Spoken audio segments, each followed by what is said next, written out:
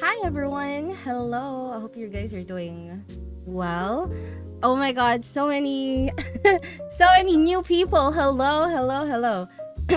Hi everyone. Hi Nanny. Oh my god, I'm seeing you already. Nanny is with me. She will be in the scene in quite a few moments. But hello everyone. This is Alina May, your HR VTuber. I'm here for our first episode for HR Connect. So HR Connect is all about adulting advices and anything under the sun. Most of your work life, of course. Since I'm an HR, I would love to know more about how you handle your work, how your adulting is. And of course, my main objective for this show is to make sure that I'm able or we're able to connect and share our experiences to those younger ones or even older than us in respect with how we do life, how we do work, and hopefully everyone here on chat is able to learn something from us, especially with our first guests. Yeah. I can see Nanny's community here, and hello everyone. I'd love to welcome you all. Thank you so much. And our first guest here let me give you a bit of a background for her. So Nanny has been streaming for around 10 years now. She has also been working for around 10 years. We'll be learning more about her and how she deals with her adulting life, and how her work connects with VTubing. And for sure, we're gonna be learning so much about her. I'm very, very excited I'm delighted to have her here as a guest. And hopefully you guys too will be learning from her, and we'll be learning a lot of stuff from her. I can't wait. So let me introduce to you our architect of time. Let me go and unmute now on Discord. There we go. So let me introduce to you guys our architect of time, Nanny Rue. There you go. Hello. Hi, Hello. Nanny. Hi, chat. Hi. Hello, everyone. How you guys doing? I hope everyone is good. Thank you for the lurkers as well. Your presence is appreciated. Thank you. So, yeah, anything you want to say to them first before we start, Nanny? You want to greet your, can you introduce yourself and greet your chat, greet your community over? Alright, so hi guys, I'm Nani. I like hat girls, as you might be able to tell, and certain assets. So yeah, I've been in the VTuber space considered a hag. I'm a bit older, you could say eternal. And yeah, I have a lot of work years under my belt, a lot of years as a streamer, not all of them as a VTuber, mind you, but we will go into that later. And I'm excited to be here and be the first guest.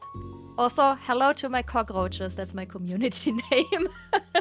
What? Your community name is what? Cockroaches. Well, that's a pretty interesting name for your community. Can you give us a quick background of how so? Okay, so the original official name was like Fragments, as like fragments of time and stuff. And at some point we talked about Oggy and the Cockroaches, like the old cartoon show. I think it was running on like Cartoon Network as well for like the Americans here. And then someone was like, well, Nani and the Cockroaches. And since then, it's kind of been staying. Oh my god. Well, that is a cool name. I'm pretty sure. I think one thing that I know about cockroaches is They are. They have tested. They have been around and have tested the survived the test of time. So they've been around and they're very formidable, not to say the least. So I They are. think so I think that is a good question, or that is a good interesting fact for your community.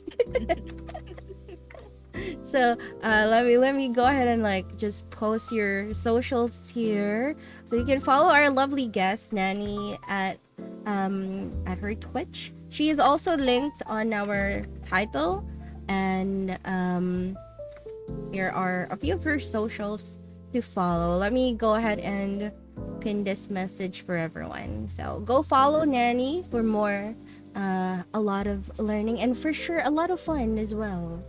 So yeah, I think it's good to start. Hope you guys are ready for some questions. We'll keep the questions light right now, and I think it's just a very casual conversation. I'm hoping that you guys will be learning so much and enjoying the time. Ready? Okay. All right. So here is our first question. All right. So I want to know, Nanny. So did you started VTubing before working, or is it the other way around? So as I just teased, it is the other way around. I mean, when I started working, VTubing wasn't a thing. Like, even Project Melody didn't exist, right? Tells you again how old I am. But no, like I started. I mean, okay, I started my first job kind of at 17, which was an apprenticeship in a bank office. Absolutely hated it. And at that time, I didn't stream yet. I cancelled it. I ran away to the UK.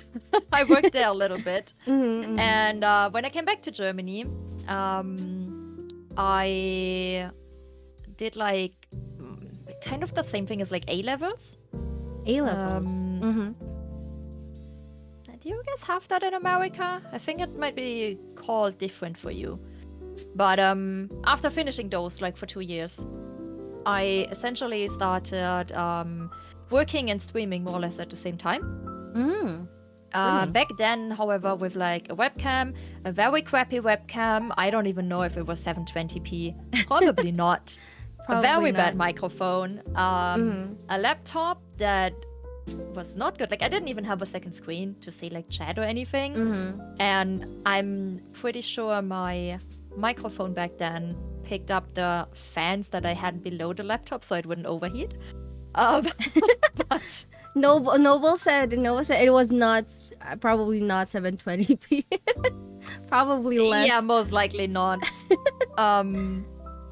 But yeah, things kind of evolved. Like, I mean, as most streamers know, you eventually upgrade your equipment.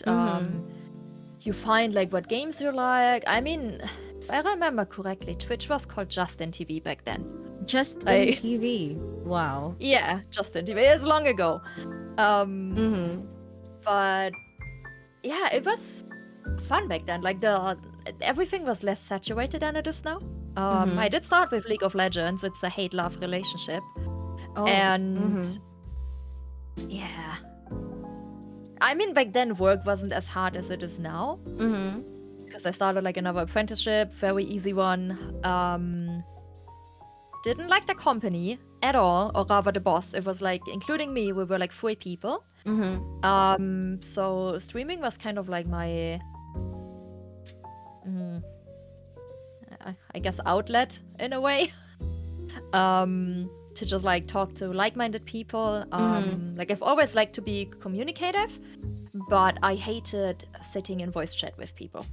I used to do that a lot as a teenager, because I played a lot of MMORPGs, and we would sit and like mumble 24/7. At some point, you get tired of hearing other people, but you still want to talk to them, right? So I was thinking, okay, what can I do? And streaming was kind of starting to become more known back then. And it just seemed perfect to me. Like, I could just read the chat, don't have to listen to them, but I can still communicate in a way. So that's how how I got into those things. How you got into streaming? You did mention that you were a face streamer before.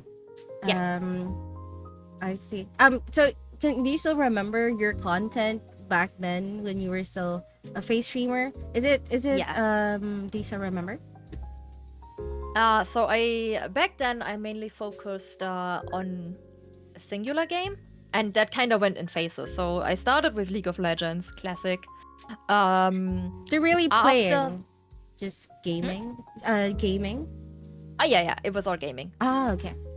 There was a little bit of couple years into it, GTA 5 with like role playing. So back then I was streaming in German, and Germany had a big GTA 5 roleplay community.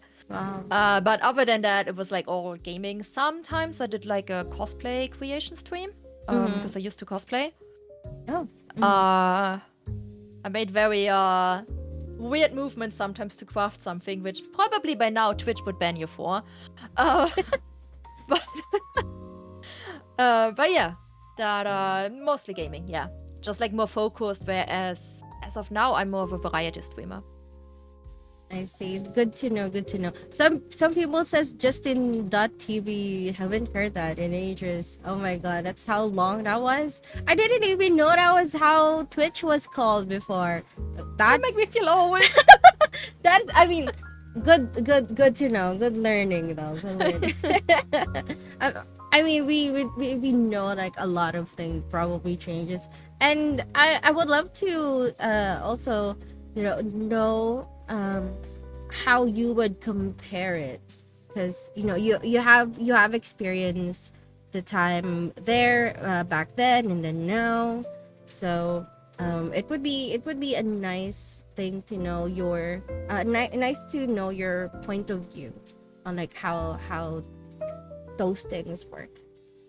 So like how the platform changed over the years. Yeah, how would you say the platform is now from before? I think back then they were like more transparent about things, and it was more of like I mean, Amazon wasn't involved, right? So the whole like corporate greed was a lot less. What they did over time is like obviously they made subscribing possible for more people with like introduction of affiliate. Like back then there was only partners. And partner was not necessarily determined only by your numbers. Like a friend of mine who was a very popular cosplayer in Germany, she met someone at like a anime convention or like gaming convention in Germany, who at the time worked at Twitch and was the partner manager for Germany. And they just talked, and she got partner from that. Really? She had barely been streaming on Twitch. Wow. By now, I mean, I guess most of you have seen on Twitter and stuff when people apply like 3, 4, 5 times and keep getting denied. Yeah. You don't get a proper explanation why. It's just like copy pasted. And even have this kind of like vague thing about your numbers. It has to be like this, it has to be like that, and sometimes even though you see that you are reaching those numbers, it seems that it's still not applicable for you. It's not letting you push through still. It's a bit weird. Like I tried applying on my German channel twice, on my English channel once, and it's not very transparent. I mean, I see it with like friends who like some get in first try, while others legit have to apply like 7, 8 times and still not getting it. Yeah, it's just like it seems a bit unfair. Like they should hold everyone to the same standard. I agree. I agree. Well, thank you for that really good insight. Well, let's go back to your personal thing, your working life. Since you started working first before streaming, can we know your line of work? Can you share that? Yeah, so by now I work in marketing. However, that's not where I started out. Okay. So as I mentioned, I started out in a bank office. Absolutely hated it. I mean, back then I guess I got lucky with the apprenticeship. And back then you would also think bank office, super safe job, right? Yeah. I mean, if you look now with It like AI and is. everything, everything is just getting closed down. Like that bank I worked at is having a huge crisis and is probably getting bought up by another company. Then after that one, when I moved to the UK, I for like a month I worked as a cat sitter for a gay couple in London. Oh, that's And an then- interesting job. Yeah, and then I moved to Belfast and I worked for basically like a call center that was hired by Electronic Arts. And back then Battlefield 3 was coming out. A lot of people called because things didn't work. Sometimes you'd have people call because their Sims were like stuck and they couldn't continue their play. Sometimes you'd have people that got hacked in FIFA. Like, the usual things. And interestingly, not that many young people. It was a lot of old people that got scammed. Oh my god. So after that thing, I worked a little bit as an au pair in UK as well. Then in Germany, I started an apprenticeship for basically like office management. Within that apprenticeship, I changed my company because first company's boss was a nightmare. Like absolute nightmare. Second company was amazing. It was like a sound recording studio. Oh. And they did like mostly sounds for advertisements. So like, for example, the whole Zalando. Do you guys have that in America? I don't think so. I don't think we have that. It's like a big fashion online outlet, like massive. Okay. Or not outlet, like they just sell a lot of brands. Basically like Amazon for clothes in Europe. So all of the like European campaigns for that basically went over my table in terms of like sound casting and project management and stuff. And while I was supposed to only do office and project management for them, I started working with sound stuff like casting, voice talents for companies, making sure that they got the right fit and stuff. Would have loved to stay there after my apprenticeship. Like I did for 1 year. But if you are like watching right now and you are young and you're in your first job and someone at your job, like your boss promises you something, like more salary or a specific job title, get them to write it down. Yes. Because I was naive and they were like, yeah, like a year after your apprenticeship, we are gonna like increase your salary and you're gonna become the next casting director when the other guy goes into like he was basically old, right? Like at some point you leave your job, like retirement. And that year came and I got nothing.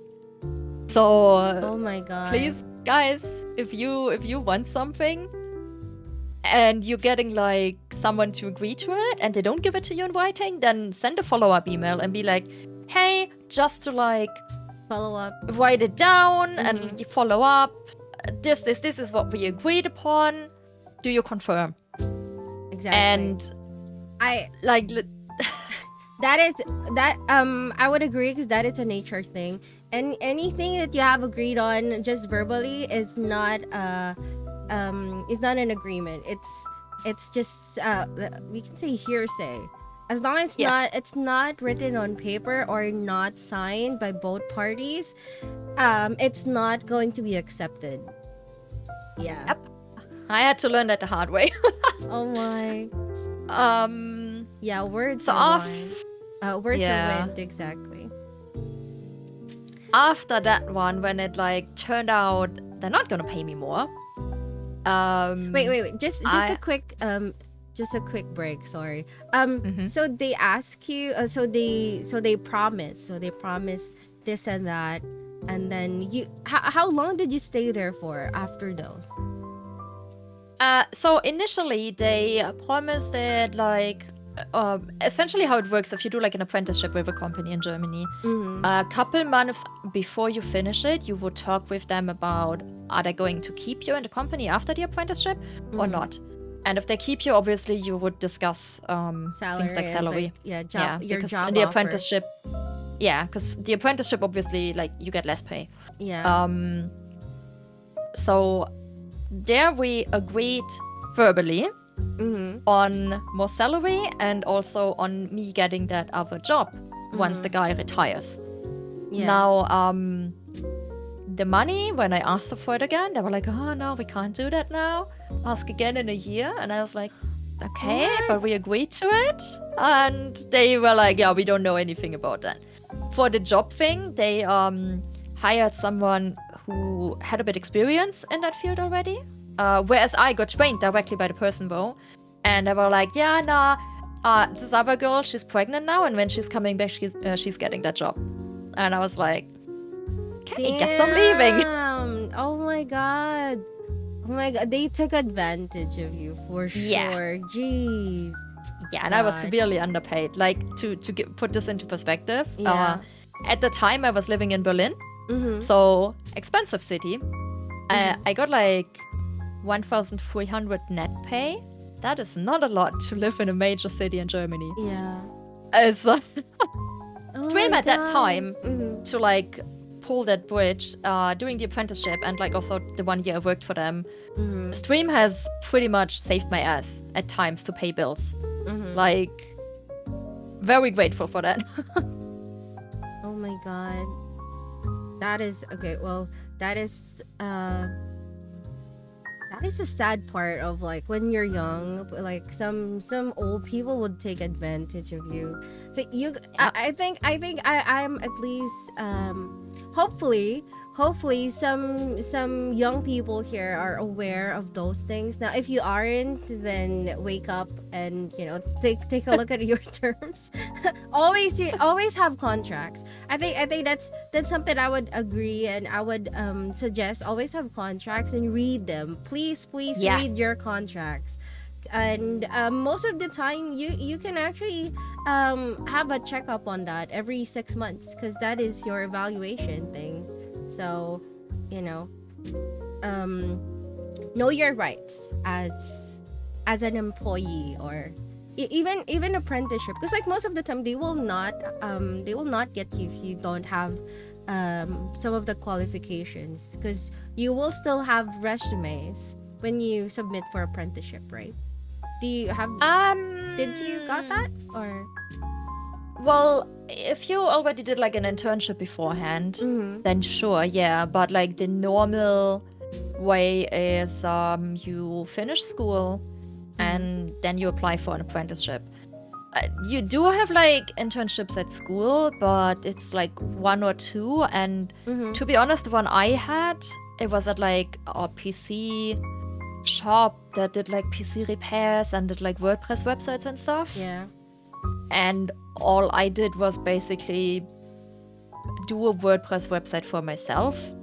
I didn't learn anything there, and it's like I don't think, like, at least for Germany, those apprenticeships are really valued, because it's like you're forced there by your school for like 2 weeks, and I think it's mostly so you learn how to do like a CV and all that kind of stuff. But normally you wouldn't have job experience beforehand. Now, obviously, another thing is if you did like your A-levels afterwards or something, and you've been like bartending, for example, as like a little side job, or like helping out in a coffee shop or something, where you'd stay for like a longer while as well, then yeah, you would get like a reference letter. I see. But the experience is doesn't usually matter that much, because with an apprenticeship, they expect that you don't know anything. I mean, that's why you do it, right? I see. True. I think in my experience, so I had to apply. So I did apply, but we were thought of like having our resumes, of like having skills, and just so because sometimes when you apply for an apprentice, there's a lot of people who will be applying as well. So to increase our chances, we were advised to create your own resumes and like submit it when you apply, so that they'll know, or they'll have you'll have a higher chance of getting it, because at least you kind of know the background of what you're gonna do. So So yeah, I think that's one difference from us, because I mean, the school also ask us to like give us options. But if you would be staying away from those options, or like to, if you have a dream company to get, then that is what they would advise to you. I mean, we do put like a resume and a cover letter, but we just don't have like job references really. And the resume would be more like what kind of grades you finished with in school, your hobbies, because at that point you don't have that much work experience. Like, sure, you can put in there, hey, I'm good at PowerPoint, but let's be realistic. If you work in HR and someone who's like maybe 16 years old is applying to work at your company, their PowerPoint skills are not going to be the skills that they need there. So it's like a bit pointless to put that in there. Like, it's going to be rare that someone at 16 has the PowerPoint skills needed for like a corporate job. True. I would agree. I think it's more of like, showing off what you at least know. So they'll know like where to put you, because like it's bad when you go into internship and like they'll just ask you to make coffee. Yeah. And like do errands. That's like I applied here to learn. Yeah. So yeah. Wait, going back. Okay, so you were saying earlier, so you did the internship, and then what happened? So after the apprenticeship. The apprenticeship, sorry. Yeah, no, all good. And the 1 year where they were like, yeah, we're not giving you anything. I was like, okay, then I'm gonna leave. And I applied for like a job in the gaming field. Yeah, the thing is, like, some people warned me about that company. And I was like, screw it. My current job kind of lied to me. I'm very annoyed. And I wanted to move like closer to my family again. So I took it. I had no experience in the field. It was like for social media management. And I did tell them, and I was like, look guys, I don't know shit about this job basically. Like, you do have to teach me on the job. Like, I'm willing to learn and I'm willing to put time in, but you can't expect to like just sit me to the side and leave me alone and it all working. They did not teach me. The only thing they taught me was how to take money from influencers. Like, normal stuff, they had to pay us because we were like representing them and stuff. True. But everything else, they did not teach me. So it was miserable for me. Like, I had 1 hour plus commute every day. This was before home office was a thing. I had 1 hour commute back and forth, so like 2 hours every day, if trains were on time. And I did not really get along with the boss because he expected more of me than I could deliver, and I expected them to help me out more because that was what we agreed upon. Like, I moved across Germany for that job, right? So after 3 months, we both said, okay, this is not really working out. We are gonna basically like end the contract. And I think like a week or 2 later, Germany was officially in the pandemic. And I was like, fuck, how am I gonna find a new job now? Because I wanted to go back into like a normal office job, nothing related to gaming, because I also felt like in those months, like, if I have to do gaming related stuff the whole day at work, I don't really enjoy doing it in my free time at home anymore. So in those times I also streamed a bit less. And that kind of sucked. But then obviously with the pandemic, all the offices were closing down and obviously not recruiting for people that would do an office job. Because at the time, home office was not popular in Germany, and companies first had to see like, okay, how can we make things work? What's happening with the pandemic? How long is it gonna last? Like, I mean, at the start of COVID, no one really knew what's going on. Yeah. So that was pretty rough because that meant I was essentially sitting at home for like 4 or 5 months, I think, without anything to do. Like, I was applying to stuff, but most of them were legit saying, sorry, we're currently not recruiting because we don't know what tomorrow brings, essentially. Yeah. Exactly. Ironically, through Twitter, like a mutual that I had, who lived in my city, she was out of a whim kind of posting that the company she's working at is looking for people. And it was by far not something I did want to do like long term. It was essentially selling fiber and phone contracts and stuff to business clients for like a major phone company or like telco company. They do more than just phone stuff. But at least it would be something on my CV, right? Yeah, Because like I didn't want that long of a gap. I mean, 4 or 5 months, if you basically lost your job at the start of COVID, that's understandable. Like, yeah, no exactly. No one will question you. Yeah, Yeah, like no one will that's question fine. you. If you say like I wanted to go back into an office job and everyone knows that office is closed. Yeah.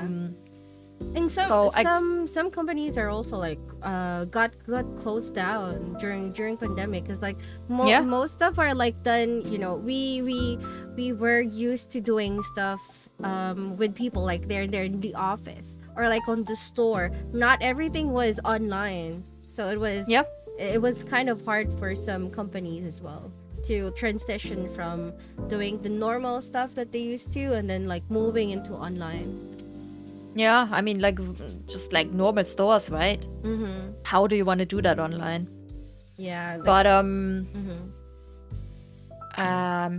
yeah, so I got that job with ease. Like, I do have to say, usually when I had an interview for a company, I did get the job. So like something about me must be decently charming to convince people to hire me. But that job for me from the get-go was like just to pass time, you know, like have something for my CV, but like I kept applying to other jobs. And then eventually there was a PR agency that works worldwide, and they were looking for an office manager. And I was like, hey, I mean, that's what I learned in my apprenticeship.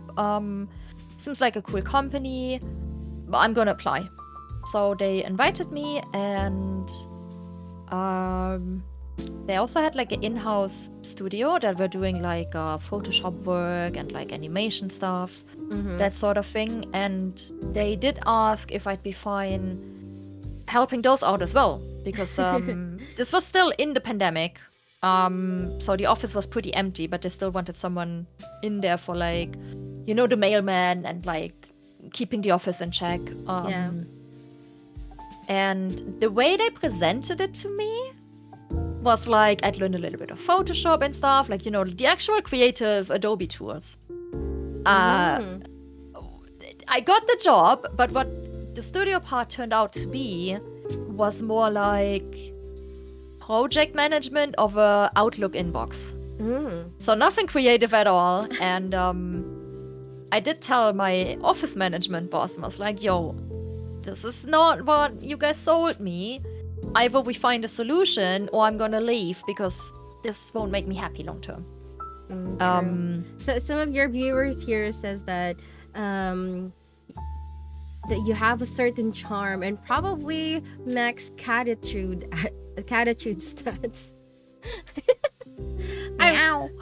I'm pretty sure. I think one thing I've noticed, like really good streamers, to be honest, would really have a high chance of getting a job for when they apply for an interview, because not everyone would have the confidence of like talking to people, and also how they would keep the conversation going.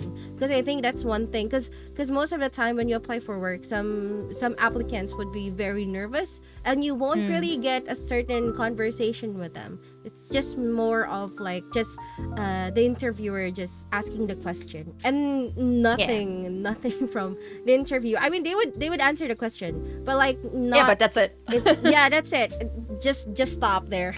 Not a conversation at all. So like as an HR who interviews people, I like it. I would mostly give a high praise or a high score for people I can have conversations with. It's like the interview isn't even an interview anymore in that case, because that's how smooth the conversation is going. Yeah, I do have a point to that in a bit that relates to stuff I did at Gamescom. But yeah, TLDR, another guy from a different department, from the telecommunications department, Mm-hmm. really liked my ideas and my drive, and was like, "Yo, we're moving you over into PR. You're gonna work with us." Mm-hmm. So I worked for like big clients like Mozilla Firefox, Oppo, Telecom, and again we had the issue of like not getting more money though, because while I suddenly was not responsible for filling the fridge anymore, but actual big big contract, so to say, Mm-hmm. I earned the same money. And for 1.5 years, every half year they were like, "Oh yeah, in a half year, in half a year." So after the third time, I was like, "Yo, fuck this shit." Because eventually I also kept getting less and less work, and I developed like a little bit of like imposter syndrome, because everyone around me had a lot of work. But I didn't get anything. I talked to my boss about it and was like, "No, it's fine." But like some of you in chat might be like, "Oh, just be happy you don't have to work and you still get paid." And Yeah. it is fun for like up to like a month, but if it goes on longer, you feel really, really bad. Like you feel very unproductive, you develop imposter syndrome, and it's not good. It's gonna make you depressed, and no, I cannot recommend that. Oh yeah, Nanny, somebody asked here, what's an apprenticeship? Because you did mention it earlier. I think it's Pizza. Pizza asked what an apprenticeship is. Of course it's pizza. Apprenticeship is basically you work on the job where you learn for like 2.5 to 3.5 years, depends kind of on your school degree and also what job you want to do, while also attending school and learning about like theory stuff for it. So for example, with my project management and office management stuff, I had training on the job for like everything, but a lot of like financing, some HR stuff, some law stuff, that was stuff that I learned in school. Because between you guys and me, the stuff you learn at school, you will never ever need again in your job in most cases. So I guess that's why you have to learn it there instead of on the job. Exactly. Yeah, but I think it's a concept that not a lot of countries have in this way. I do know that the UK has apprenticeships as well, but they are way, way less popular than in Germany. Here it's more of like internship. That's what we call it. Apprenticeship would be like a different thing. Apprenticeship would be when you are already working, and they would take you under their wing and like teach you their work, how they work, how they do stuff, and like introduce you to basically help you with connections as well. That's like the apprenticeship here, not exactly that's a different one. Yeah, if it's more like just knowing the workarounds and stuff, it's called internship on our end. But those are not as long, are they? Yeah, no, not really as long. Yeah. Just half a year actually, at most. Yeah, that's most internships here as well. But I guess like our apprenticeship is like a special thing. I don't know, because I don't know many countries that have this exact system. Yeah, exactly. I do think it's a good system though, because to me, I mean, I'm not American, but I have American friends, and it always feels like you're kind of forced to do like university stuff and get into like a lot of depth and stuff. And in Germany, if you're like not like I'm not a very theoretical person. I hate theory. I just can't. I hate numbers. I hate theory. I hate listening to old people who think they know best. And I just can't, right? So when I came back from UK, I thought I want to study, and there were a couple fields that interested me. But one was psychology, for which you need like a grade average that I'm not smart enough for. And it's not because the uni course for it is specifically hard. It's more like in Germany, the grade average goes higher the more people want to do the uni course. The other one was journalism, which if you wanted to go to a good university for it, you had to pay for it. And my dad was like, hell no, I'm not paying for shit like that. The third one was philosophy. But you're not getting a job with that. So I scrapped that idea and was like, nope, I'm gonna do an apprenticeship, because I wasn't 100% sure what I wanted to do. And with like my office management one, it's very versatile. Like you can develop into a lot of areas. I see. So what's your current job now, if you don't mind me asking? So after that like agency stuff where they didn't pay me more, Yeah. I landed my current job, which is like marketing stuff again, marketing and PR, but directly for a brand. So before I would like have different clients and work on like 5 different strategies. Yeah. Now I'm working with just- one brand. On just one, just one brand, and like one. I mean, not really one strategy, but like more of like your focus on them now. Yeah, I work directly for them. So we have me for marketing and communications, and then my colleague is for PR and communications. Because one thing I learned at the PR agency, I hate doing PR work. Like, for everyone who doesn't know, PR is like public relations. Yes. So everything like contact with press or with politicians or like all the shit stuff, basically. All the stuff where like bad questions can come to you and you have to solve them. That is the stuff I don't want to do. And like calling after like journalists and nearly begging to please print that article for your company and stuff like that. I was very because you were saying you like confidence in candidates and HR interviews, right? Yeah. I told my boss in the first interview we had, I was like, I don't want to do anything that relates to PR. If that is a deal breaker, then we can stop the talk here. I'm there now for a year. It wasn't a deal breaker, and it actually works. Like some companies then say, "Oh yeah, we get that working," and then you have to do it in the end. The only time I have to do it is when my colleague who's doing it is like sick or on holiday, and the guy who covers for him is also sick or on holiday, which is very rare. That they're like essentially legit. One needs to be sick while the other is on holiday, which happened for like 1 day so far. That's good. At least but, capacity planning is there, you know. At least one people would be there for to do the work. Yeah. So for them, I'm doing like the typical marketing. I do like social media for us. We work in like fiber construction, so like fast, speedy internet. And while we don't ourselves do construction work, like we work with construction partners for it. We do all of like the communication in the municipalities to like basically get in touch with potential clients or customers, explain the tech to them,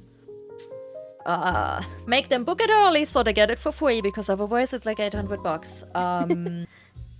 And all of that, right? But not like just external communications, but also internal one, because we've been growing a lot recently, and most of us have very weird job names. Mine is very straightforward, like marketing and communications. Everyone kind of knows roughly what that's entailing. We have weird job titles that are not clear even to people who work in the company. Really? So one thing I've been, we have very weird stuff. Some job titles are German as well, some are English, and that doesn't help. So what I've been doing recently is like an internal, like a job newsletter sorta, where like one person basically gets a highlight and can like talk about their job, their challenges and stuff, because of current growth. Not everyone is as understanding anymore when the person you need help from can't help you quickly. So to like understand what everyone's challenges are and like which stakeholders they talk to, all that kind of stuff. I've been doing like this newsletter now and to just help everyone connect, because like we're like, I think like 130 people now, which might not sound as much, but when I started a year ago, we were like 70.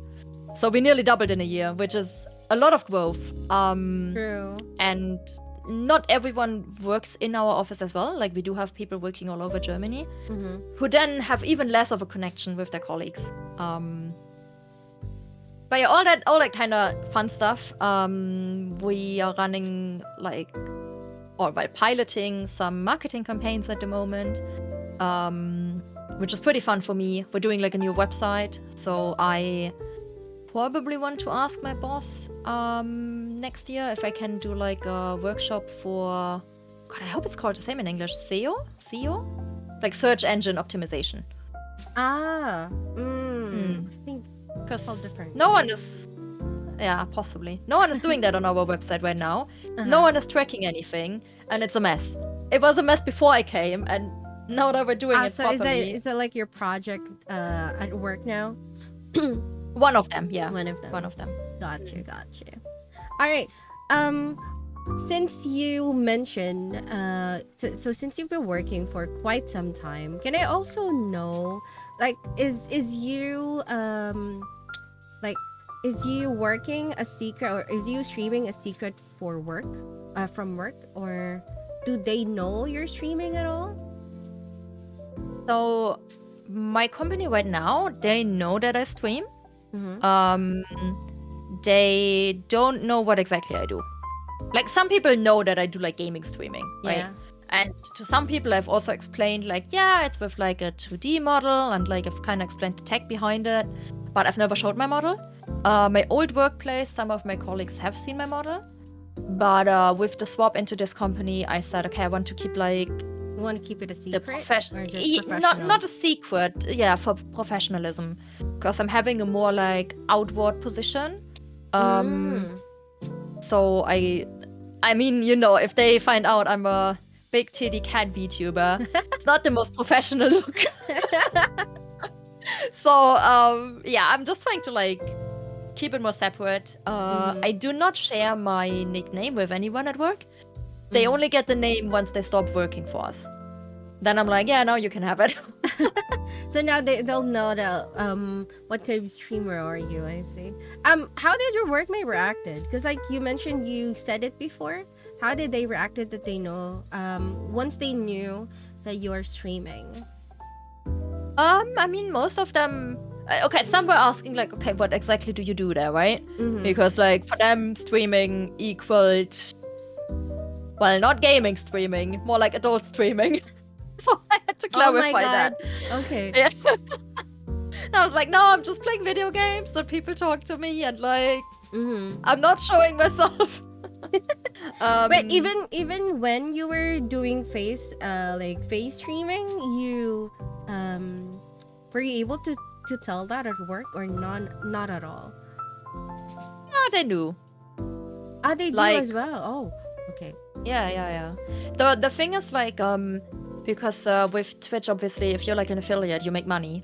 Yeah. And if you make money, you have to basically have like a, I'm not sure how to call it in English, You have to but like a small declare it? company to your name. Yeah, with taxes. With taxes. And yeah. I also needed that because I worked with Square Enix at Gamescom for 2 years. Okay. And they also, for like invoices, they needed a tax number for which you need a company. And if you apply somewhere in Germany for a job and you do have like a small company, you do have to declare that in your application. And like my old company was asking a bit more about it when I applied. My current company didn't ask anything. I just wrote down like online entertainment with gaming, and that's it. That's it. Like they it's somewhere know. in my HR folder, but that's about it. Yeah. I think they probably kind of know what it is already. Because I think here it's not something that how do we say this? I mean, there are taxes and all, but it's not like it's official. Because like for you to have like a company, you have to apply for like clearances and stuff. But like as a streamer, you don't really get that. So I guess it's not yet included in our taxes. Kind That's of. lucky. Well, wait. So you just keep all your money? Yeah, we just keep all our money. It's kind of like I'm jealous. it's more of like doing it into I guess there's not really a clear line yet when it comes to when you get donations, when you stream, like treats, One nothing at all. question. Yeah. Because if I buy like a PC or a game or anything that in any way could relate to my streaming, Uh-huh. I can put that into my taxes to get a tax return. I assume you can't do anything like that then, right? No, we can't, because like that's going to be like your personal expense, not entirely, something for a company. But like any revenue that you'll get from out of streaming is yours. I think most streamers here are kind of like that. But since streaming is getting really popular, and like when you stream and probably when you have a really large following, then that is where they would have to impose the tax, because the money that you're gonna generate is really big. So I think like smaller thinking like ones, Iron Mouse or someone. yeah. So like really big streamers here would have to declare it, because of course you're known by everybody, you have to. But like if you're not really as big as they are, then it's not really counted right now. I mean, to be fair, a lot of European streamers, they, especially German ones I know, since I used to stream in German as well, right? Yeah. They do not declare their taxes. Like, they have to, but they don't, because they think they don't have to. Because there's like a thing in Germany where it's like there's a specific amount of money you're allowed to earn for like without paying taxes. I think that's around about 10K. But what they don't know, and what I didn't know at the start as well, is like your normal income, like your normal salary from your like full-time job, is counting into that as well. And with like the salary that jobs have to pay at least by law, you're already above that amount. So technically, every affiliate that is German and has a full-time job has to pay taxes, but they don't. Now, do I think? Yeah, I don't think like, I mean, some of them make like what, like maybe $200 a year, which is obviously not a lot, right? So I don't think like that our like the tax office is gonna complain or like even like go to them, because it's more like hassle. True. But I think there's a lot of money that's. I think to be honest, I do think that there's a lot of like gray area when it comes to like. What can you declare? Because like right now, for me, I don't think that there's already like a clear ruling when it comes to streaming, or like what you get from streaming. It's more of like because taxes works when you have a certain license. For example, a company license, because that is where you have to declare that you are getting money from this, you're getting money for that, but not entirely when you get, for example, when we stream, we get donation or bits, or like directly through our coffee. It would come across as charity most of the time. And since you don't, and most of the time, since you don't have, you have not founded your own company per se, it's not going to be counted as like, this is tax worthy. So I'm a charity case. It's a gray area. Maybe I don't need to pay taxes. It's really, here I would say it's really a gray area. I think kind of probably good somehow, because we don't have to manage it, but like, but you have to pay your health insurance yourself, right? So yeah, but most of the time like taxes would come from like our real job.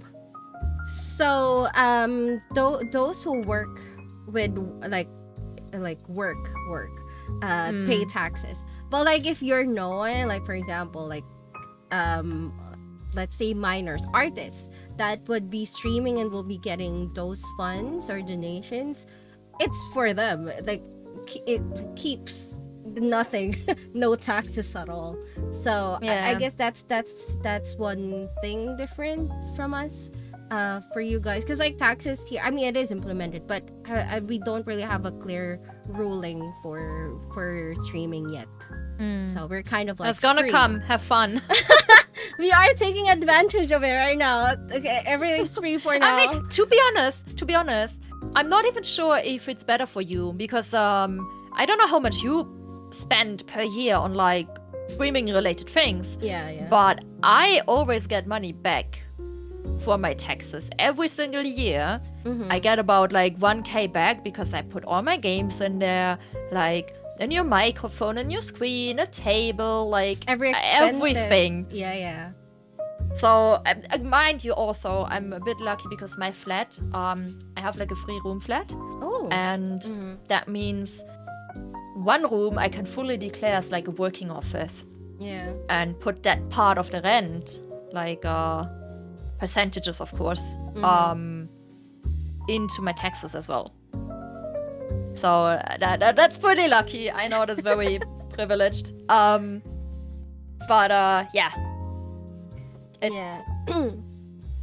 I mean, it's good for me, bad for others, I guess.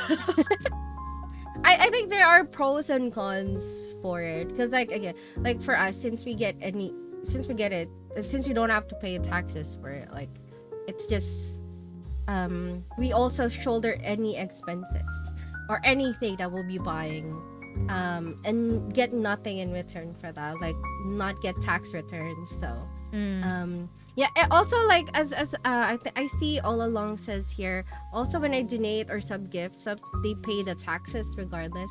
So I think when somebody give us those, they already pay the taxes themselves, if it's bits or gift subs. But like if it's direct to coffee or PayPal, nothing.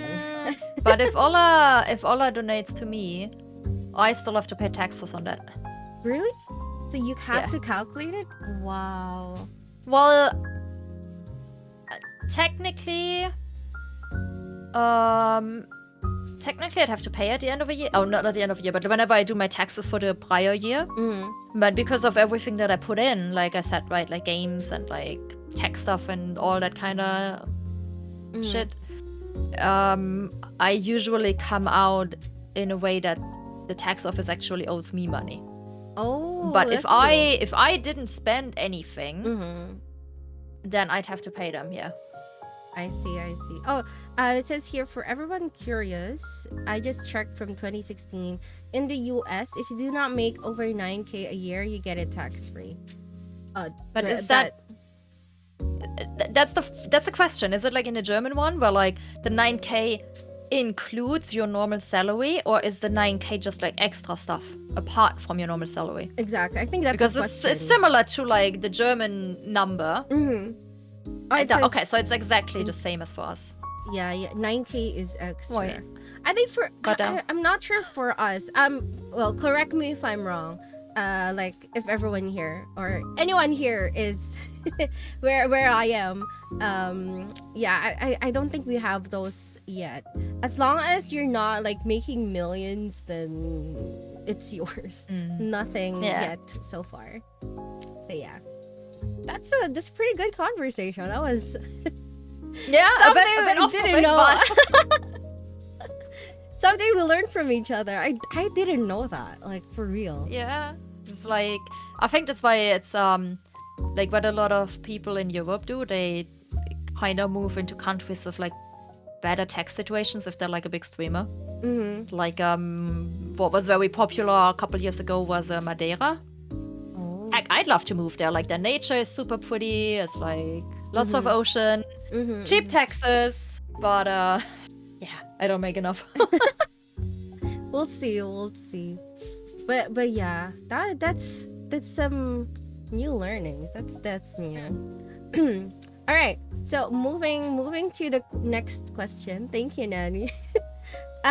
So what are the challenges you think other working VTubers would relate to? And how about your viewers? Do they relate to your situation? Or some of them? So let me start with the viewer part first. So I also have like an autoimmune disease. I got diagnosed like roughly a year ago. And my whole community has been super patient about that. They know that like, especially since then, because I deal a lot with like fatigue, no matter how much I sleep or anything. And it can like, 2 weeks can be fine. And then I'm just basically like donezo for a week.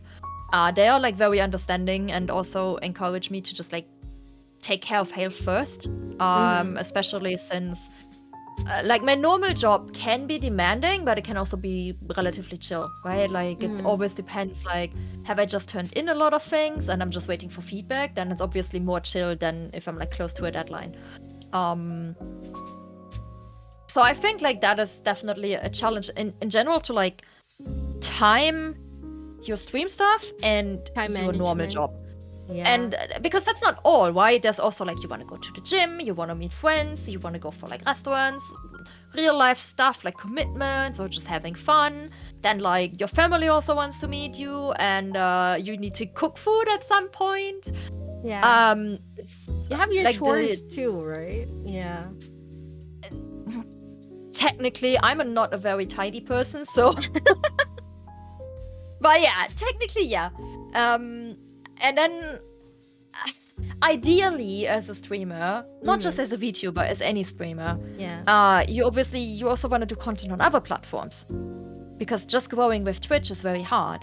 And how do you manage all that? Like if you're a very big streamer who can like afford to only go live 2 or 3 times a week, sure, you can use the other days for like private stuff and like other platforms. But if you're like a smaller streamer like me, you kind of need to be there often. And some people would also prefer if you had like a schedule where Yeah. I was already like, I'm sorry, I can't do that, because like I won't know until my workday is over how I'm feeling and if I want to stream, or like if my body says, yeah, you are like awake enough to stream. Because sometimes you think in the morning, oh, my calendar is empty, nice, it's gonna be a chill workday.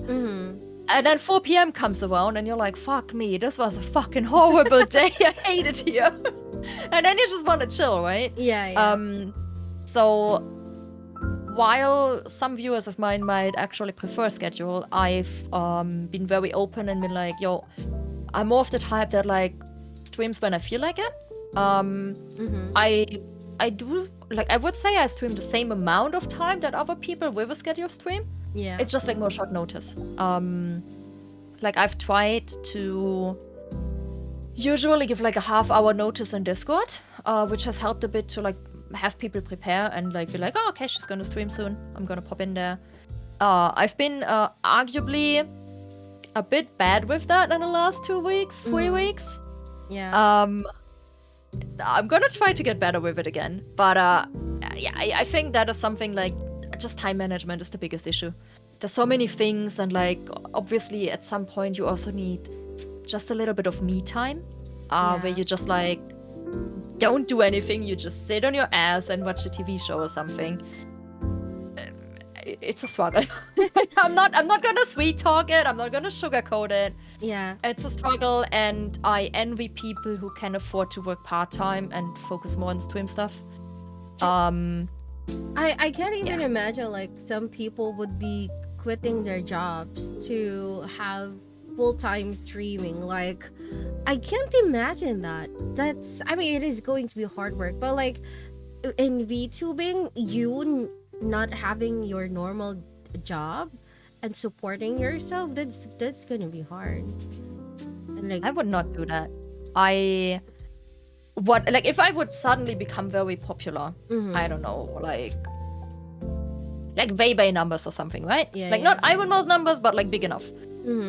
I would still at least keep a part-time job that is always gonna cover like my fixed costs, right? Like rent, food, your essentials. contracts. Exactly. Yeah, because I would never want to rely on the kindness of others and like subs and donations and stuff like that, and B, the platform staying the way it is. Because I mean, especially as VTubers, Twitch likes to ban us. That's just a fact. Like, yeah, I would agree. Like And, VTubers like, are becoming very, I don't know, they have this certain focus on us recently. yeah.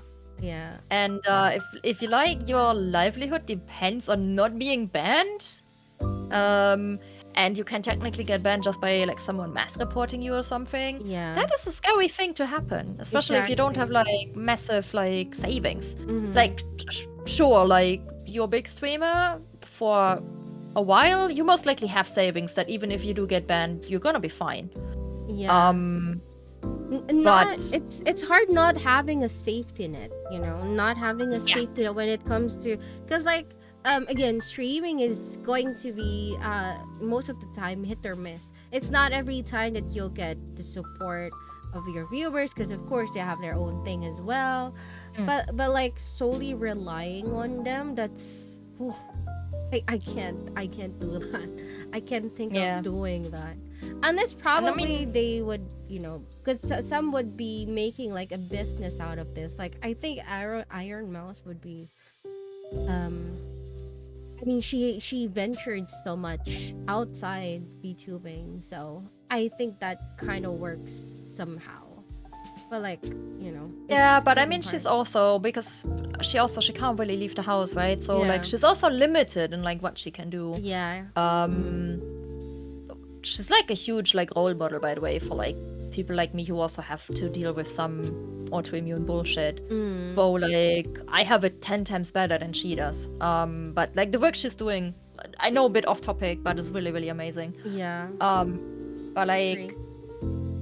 I think regardless of what it is, or if like even if I was like an Instagram influencer or something, I'd always want like a safety for like the costs that are definitely coming in.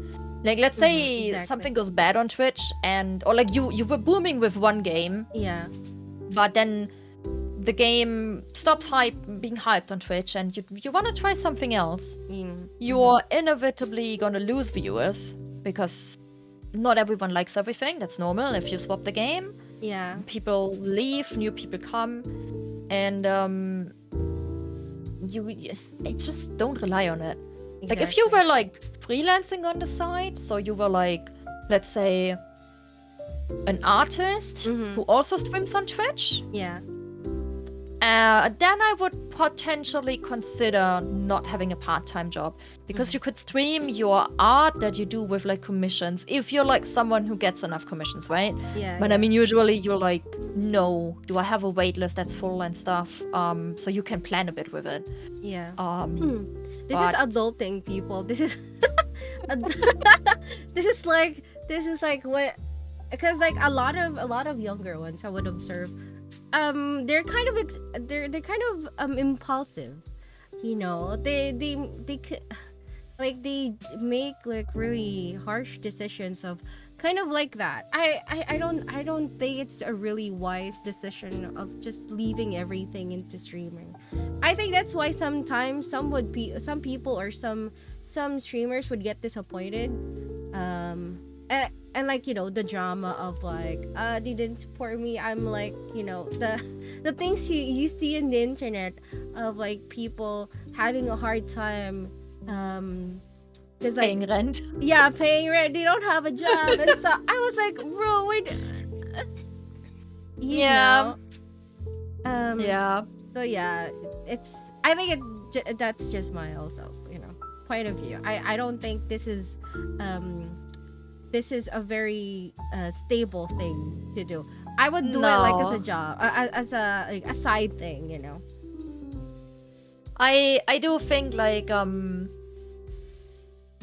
lot of young people think if they just put in enough hours, they're gonna grow, right? Or they're gonna get big or whatever. But Yeah. like, I mean, speaking as someone who's been doing this for 10 years, there's so much more involved. It's like, one thing is vitamin B. If you already know someone big and they push you a bit, helps you a ton. The other thing is legit getting lucky. Like, as shit as that sounds, but if you have something that goes viral, for whatever reason, That is luck. and yeah, that is pure luck. Like, I've been trying a lot of different things and none of them properly work, right? So like, and not everyone is also made to be a streamer. Like, I'm very talkative, but yet I have a lot of lurkers. So maybe I don't talk about like what people want to talk about, but there's obviously also streamers who really want to do this, but they're just like very quiet. They just don't want to talk.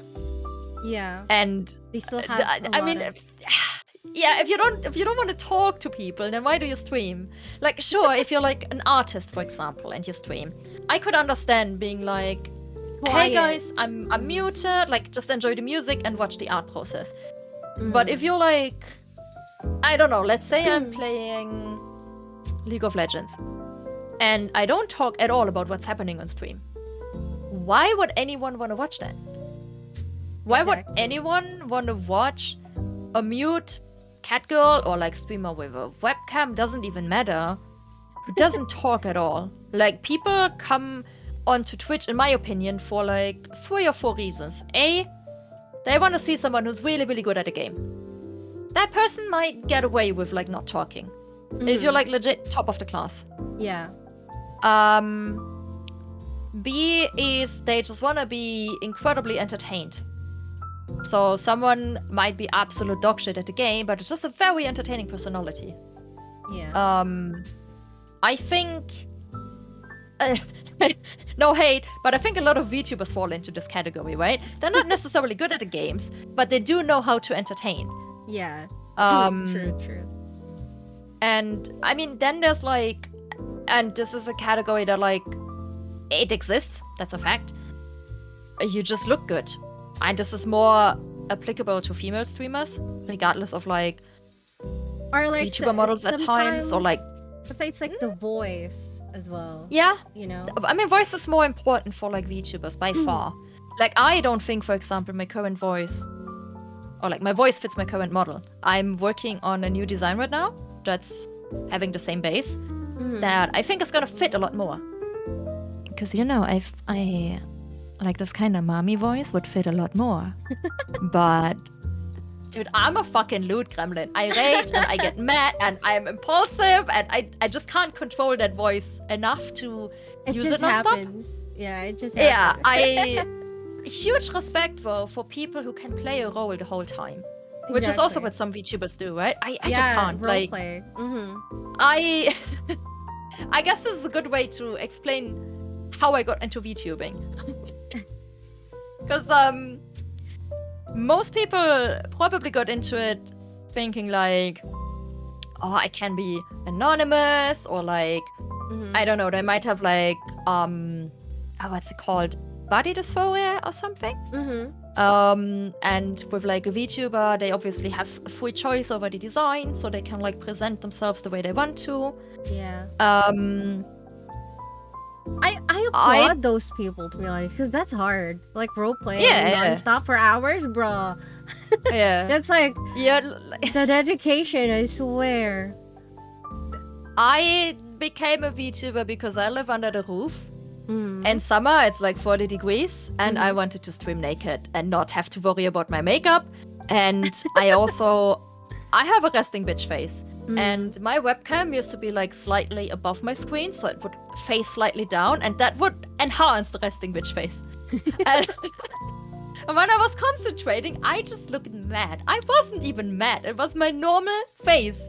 But like random people would come in and be like, yo, why do you look so mad? And then like I found someone, Romania-chan, she did like a model and rigging together for like a good price. Like my first model was like $800. Granted, like the physics and everything, like way less than this current model. But like for someone starting out, and at that point, I planned to use it only on lazy days for makeup and stuff, right? Yeah. Because to give people an idea of the difference between facecam and VTuber, like VTubing, I press one button on my Stream Deck. I wait like 2 minutes for everything to load. I calibrate the webcam on my iPhone, and that's it. I can go live. Facecam, as a female, you have to check your makeup. Then you had to check that there's like no trash lying around in the background. You had to make sure the light is properly set. You have to dress up as well? Yeah, that as well. And that's just a lot. Like, my stream preparation took like 30 minutes as a face streamer. And that sucked. That sucked a lot. Especially like after work, you often look tired, no matter how much makeup you put on. Because hey, you've been working for 8 or 9 hours. Of course you're gonna not look as awake as like at 9 a.m. Yeah. I think I did 1 or 2 webcam streams. I think 2. Yeah. Ever since I got the first model. One was when my best friend was over, and we just did like, because people wanted to see him as well and stuff, so we did a webcam stream. And the other one, I'm part of like a charity race thingy for Final Fantasy 14, and we do like basically like a big show around it with like hosts and casters and like just showcasing the matches. And the guy who leads it told me, and I to this day I don't know if it was a joke or not, but he was like, "Yeah, you can't use your model, that cleavage. We can't show that." So I used my webcam. That's how I became a VTuber, and then eventually I was like, "Oh wait, but this is actually great because I can Less keep myself time. online more anonymous. Yeah. Less time, but also like more anonymous for my work stuff, right? Because I True, was true. swapping into a job where I had more connections with like higher ups and stuff, and I was like, I want to keep my hobby, but I don't want everyone at work to like necessarily be able to see me because I do have anger issues when I game, and I don't need to. They have don't my need to know bosses hear that. what I say. They don't need to know that. Yeah. So this has been, for me, this has been like great. Yeah. This better, greater. Yeah. I mean, me at work, actually, for me, just to share, they don't actually know I stream. Like at work. Just, they don't know anything that I stream. Even, I think the only one who knows that I'm streaming is my family. Aside from that, no one else. Like even my not IRL even like friends. Yeah, they don't know. Oh. I keep it a secret. Like this is my double life, people. Do you have a specific reason for that, where you don't tell your friends? I don't know. 'Cause I just feel like when I'm streaming myself like right now, it just feels different. It's just a different side of me that I can show when I'm streaming. I mean, technically, it's still me, but like I don't think I'm like this outside. Streaming, because how would I say, it's more of like I have a different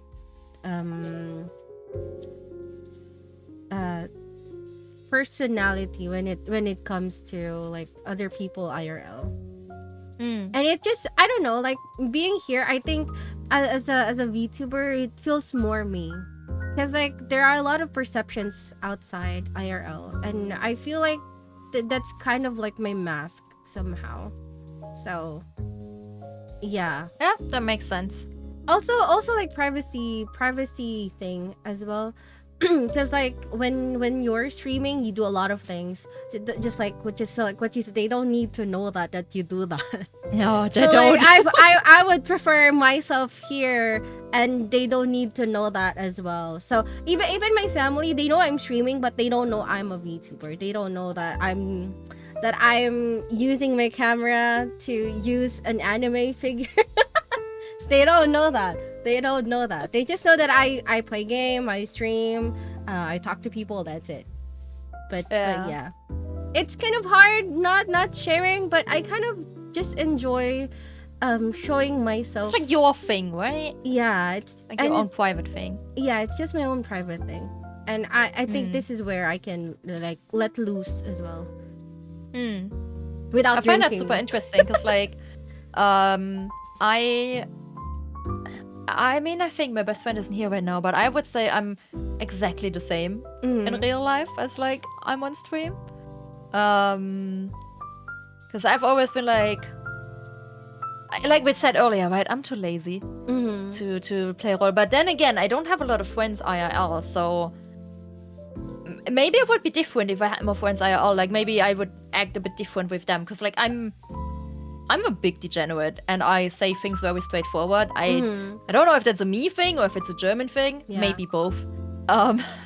But if I have a thought, I will say that thought unless I'm mad, then I probably keep it back to not say something I might regret later. But I'm pretty sure. Like, I mean, some people have talked to me in private that are in chat right now as well, and I think they would agree that I'm pretty much the same, right? I feel like I am more introvert outside VTubing than when I'm in front of the camera. Like I'm more reserved outside VTubing. I tend to keep to myself. I guess that's why, like, when I'm in the camera or like when I'm VTubing using my model, it's more me, because I feel like I can just go all out and no judgments, you know. Like, you can just be yourself. I think that's why I keep it a secret most of the time. Yeah, that makes sense. Also, one quick remark. has absolutely nothing to do with our conversation. Mm. I love that we have very similar earrings. Oh, yeah, true. Look, we kind of have the same like color of the of our accessories. That's pretty, That's neat. That's neat. Yeah, sorry, very off topic, but I wanted to mention it. I do love your model, not gonna lie. It looks you. like it's kind of like medieval of some sort. There's like certain certain design for that, and it kind of feels like very elegant. That's what I can say. Very, very elegant to see. Regardless of the Yeah. skin, the skin, so you can, the cleavage, it's fine, because like it still looks very elegant. I love the That's wings, by fine. the way. Thank you. Do you? I'm gonna send you the preview of the second outfit.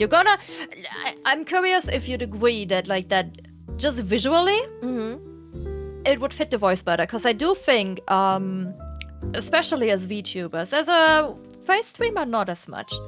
But for VTubers, like the model is what makes us stand apart, right? Or stand Yeah. out. And I do think that if you see someone,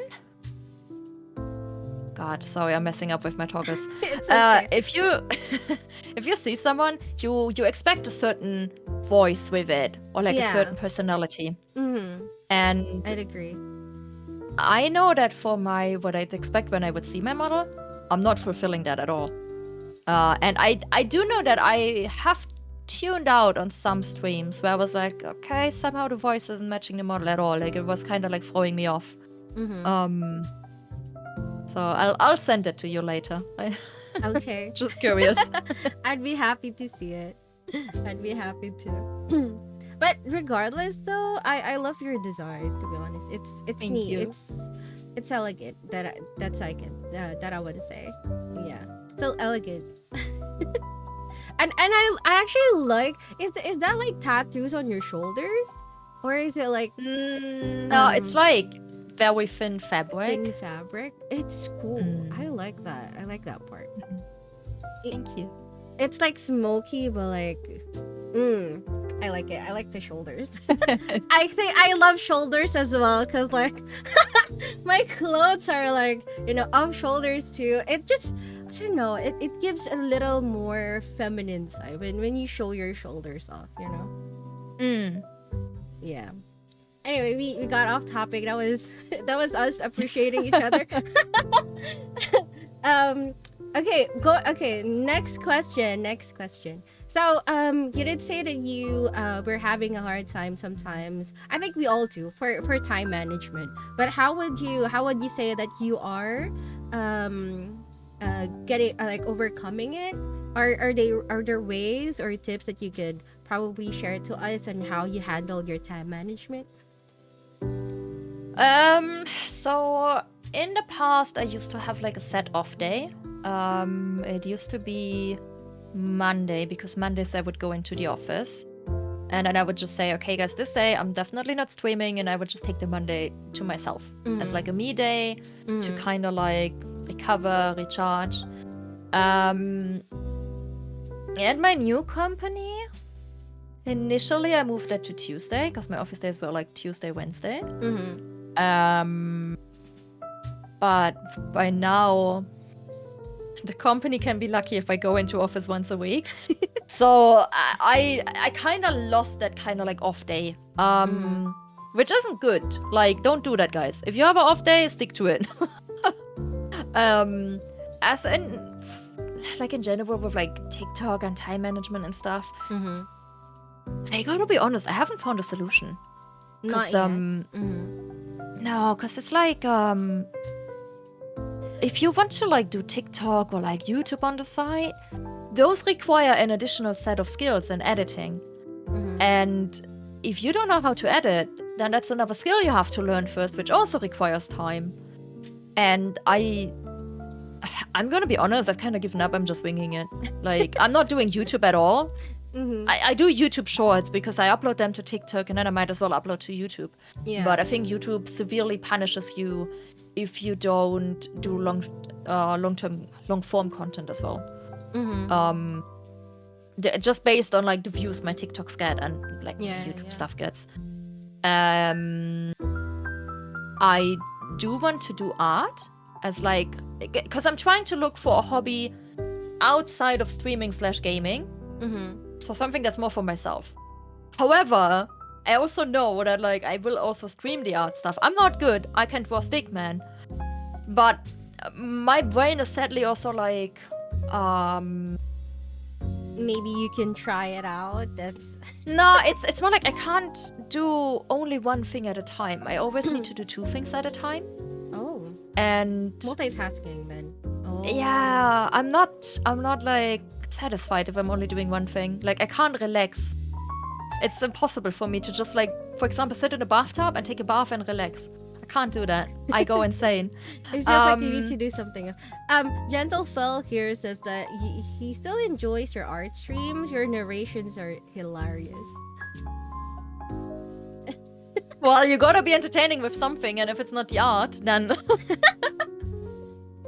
it's just like Nanny said earlier, because like, you know, there are different kinds of why people go into streams. So like if you do good art, or maybe you're just really entertaining regardless of what you do, you know. I think when I draw, it's a mix of like very terrible art and me trying to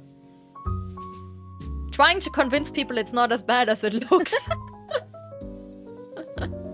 I think sometimes Chad enjoys her sufferings a lot. They enjoy that. You guys enjoy that, no? Chad, do you enjoy when I suffer in League? I don't think they do.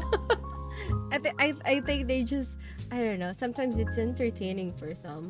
I don't know. They like when I suffer. They like when I suffer in Souls games. I've quit those. I'm not playing those anymore on stream.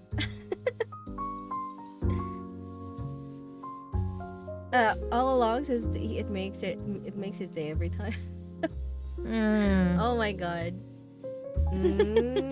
That's very cute though. Gentleful says when she's at 30% suffering, yes. When she's 100%, we get our blast shields. Aw, ready to protect you. Aw, that's so sweet. You guys are sweet. Yeah, but that's pretty much true. Like I hate myself at 100% rage. Like then it's not fun because I have anger issues and then I just scream and rage and like I get a headache and. Do you rage quit, Nanny? I very rarely, not in League. In single player games, I will, but then I will also not touch the game again. Like I legit, I just quit the game then. If like I get too annoyed, I'll just say fuck it and just close it. Got you. Yeah. Okay, you guys heard that, alright. Okay, so do you have like some kind of, because sometimes people, if they try to do time management, they have these tools or like applications. I think I tried once, but I wasn't able to like consistently do it. It was, I don't know. You need to be like a very organized person for that, and I am the absolute opposite of that. Like we just wing it. I work very bad. Yeah, I'm not good with like set routines or something. Like if I plan something, then I want it to happen then, and if like that plan gets like short notice scuffed by someone else, I hate it because it ruins my whole planning. Like I do plan ahead, but only more like roughly, right? Like I will be like, I'll think about streaming, I don't know, League on Wednesday, and then we could do like Phone and Liberty on Thursday, and then maybe Friday we do League again. Like I do plan ahead like that, but only roughly. So, with like lists and stuff, like I envy those people who do like these like little books with like washi tape and stuff, and they plan their full fucking year in that, all organized, all neat and tidy. I'm like for example at work, how I organize myself, right? in my Outlook, I do have folders for all the different things. Yeah. And I hate when there's like mails in my inbox. So like I usually try to like quickly get rid of them, sort them into the folder. When it's not in the inbox anymore, I know, okay, that mail is done. No to do for me. There's obviously some things that don't necessarily have an email attached to it, for which I use like just little notes on a PC, which is a very long list by now. But I can always like look up there, oh, wait, this and this I still have to do. But without any deadlines or like dates to it, because that just doesn't work for me. Has never... I think it works when someone else gives me the deadline, but if it's a deadline I would have to give myself... Oh my god, I could relate on that. I could relate on that. Oh my god. I would always say, like, for some friends, like if they're gonna ask something from me, give me a fucking deadline. Cause like if I don't have a deadline, I'm just gonna forget that. It's like if I don't see it, I won't remember it. It's yeah, and like I'm also someone who does like very often like short notice. I like or last minute, I should say. Like I'm not doing shit for like a week, and then it's one day left, and it's like, oh crap. Oh, you procrastinate. But then I go into like hyper modus, and then it's done in like half an hour. You know. that is a superpower, people. Because I would do that as well. Cause like if it like one day before, that's where I would cram, and like magically I would finish it. You know, and it would be good. Yeah, exactly. It's like when you plan for so long, it wouldn't go as what you would like it to be. But like when you do it like one day before, like when you procrastinate, somehow it just magically just goes. It's weird. Superpower, people. All right. So, next question. So, so I would like to know, how do your viewers influence your day-to-day life as a working VTuber? How would you say your cockroaches are doing for you? I mean, like, one massive thing which I think most viewers do for their streamers is they at least attempt to remind me to hydrate. Because I definitely do not drink enough. They are a bit faulty though. Like if I say, guys, you have to remind me to hydrate, then obviously in that moment I'm thinking of it. And boom, 10 redeems in the chat. But no, I think in general just like they like sometimes I feel like, oh god, I have to push myself to stream because I didn't stream in 2 days. And they are just like, yeah, Nani, if you don't feel well, then just like take the rest day. Like health comes first. Because I do tend to stress myself a lot with it and being like, no, if I'm gone for a couple days, the algorithm is gonna hate me even more. Yeah. And stress is essentially the worst thing for my autoimmune disease. Like, it can legit cause issues. Yeah. They help me remember that. And I also, like, when like, I have tech issues and stuff, they also help a lot. Aww. I can also ramble to them when, like, I'm pissed at stuff at work. I can just complain. They keep the guilt away, you know, like when you feel so guilty of not being able to do stuff that you should do, but like they remind you of those things. The thing is, it's not even that you should do, it's more like that you think you should do. You think you right? should do. Like it's not like something you have to do. But like for me, for example, like obviously I want to grow on Twitch. Like shout out to everyone who's like, just stream what you have fun with. Yeah, sure. If you don't want to grow or get insanely lucky, then just stream what you have fun with. Yeah. But for me, that would be a lot of JRPGs, and they are just not popular. And that's a fact. You're not going to grow with that. At least not at the speed I would like to grow. Yeah. You have to keep up with the trends as well, even though, you know, sometimes you're not good at it. Yeah, and it's also like, I compare myself sometimes with like other VTubers. I know people also say don't compare, but like how else? Like I work in marketing. Comparison is key to analytics. And True, I would agree. the one thing you have to watch out for though is to like compare to other people in like a similar situation.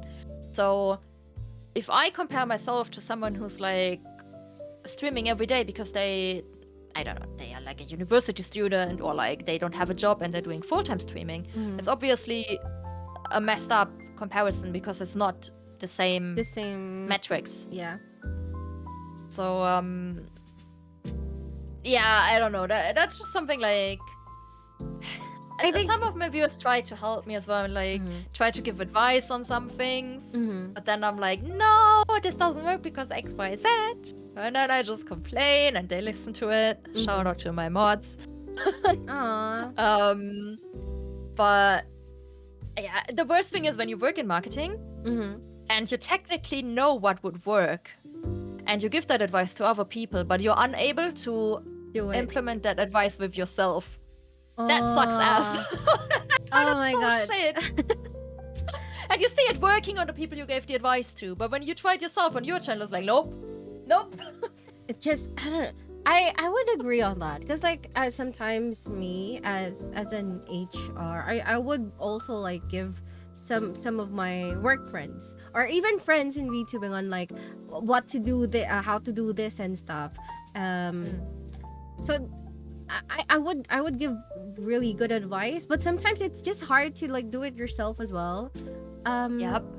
And it sucks even though you know it will work. You know it will help you. But kind of like it's not happening for you. It just feels it feels bad. It feels bad. Yeah. Oh, it's something where like you know it would work, but to do it you'd have to like in quotes suffer because it's not something you really enjoy, right? Yeah. So then you have to be like, okay, do I want to suffer but reap the rewards? But then would those rewards even stay once you go back to like your normal content? Or would they just like piss off once you go back to your normal stuff? Yeah. And then it's not like long-term growth because you kind of just play the character instead of being yourself just for like that exactly quick growth. It would get tiring. Yeah, it would get tiring for you because like when you roleplay as someone that you're not really as you are, it's gonna tire you out, like burnout for sure. Yeah. Yes. But I'm happy that I think both of us at least have a very comforting community where they help us out, keep us sane. Yes. No, I have one guy who fucking tilts the hell out of me in League of Legends. He share. He's like so we're in a similar elo and we like to play ranked and this guy is speedrunning to getting banned and like chat restricted. Legit speedrunning. I'm not gonna mention the things here that he says because I don't want to jeopardize your channel. Okay. But now I'm someone who gets tilted quickly, but I've worked on it, right? I've worked on like, okay, one game is over, I'm gonna reset my mental. Doesn't always work, mind you. If I have like 3-4 games in a row lost, then like I'll still go tilted into the next game. But this guy complains so much in the game in ways that tilt other people, that tilt me. Like I get more tilted by what he's saying. Wait, is this chat? People feed. Is this chat or are you guys doing VC? No, he's doing that in chat to other people, not to me. But it still tilts me so much because of what he's saying that everyone just gets tilted then. And the worst thing is, this guy, he's not a bad player per se. But I honestly believe that him just flaming, like he thinks he's the next William Shakespeare in chat. Him just flaming makes him play so much worse instead of concentrating on the game. That guy does not keep me sane. That guy has ruined evenings. My goodness. Like, he's a bit younger, mind you. So maybe he's gonna become better when he gets older. Probably one of my youngest community members, but holy hell. I think it would come and go. Like maturity would come there eventually. They Mm, would. maybe in 10 years. Maybe in 10 years. I believe with this question, she picks literally the worst possible as her info. Oi, I was talking about my mods as well. Even about you, Kara. Stop whining. Hey, she did say that you guys remind her to, not take it too hard. So you guys are good. Okay, I think I won't ask the how are we handling both VTubing and workwise now. I think we kind of Yeah, we covered that. Yeah, we covered that. So I guess let's ask you any tips instead of for VTubers who are also working. Like how anything that you would say that help you manage like keeping it separate. I guess that's the question. I think for one thing, for keeping it separate, I mean, that's obviously like a decision that like each person themselves has to do, right? Like if you want to share it with your coworkers, go ahead. But just keep in mind that if you do, they will be able to see what you say online and what you post on Twitter and stuff. Like it extends beyond Twitch. Like just be aware of that. Just in general, I would say, if you want to grow, still play something you enjoy though. Like don't play something you absolutely hate just for the growth. Because that's gonna make it feel like a second job. You're gonna do something you don't enjoy at all, which is gonna include frustrations that you have in a job as well, and that just sucks. So if you don't find any enjoyment in the game, just stop it, because people notice as well. Like your chat is not dumb. They see when you hate something, and like my chat might laugh right now and be like, yo Nani, why are you not listening to this advice yourself? Which is how we come back to like giving advice to others that we ourselves are not doing. But like I think other than that, really take the time for yourself as well, because like I mean, at least for Germany, it's like average 40-hour work, more like 45, including like a bit of overtime here and there, commuting and stuff. And I've done weeks where I then on top of that did like 50 hours of stream, and having like legit no time to myself. Like after work I would press the button, I'd go live until like midnight, sleep, work, stream, sleep. If you do that, it's like not healthy. You're gonna be burnt out eventually. Every time I've done this, that was followed up by like a week or two of me not streaming at all because I was just done. So like take time for yourself. Go out, go like what I like to do is just like sit in a coffee shop and just like vibe there for a bit.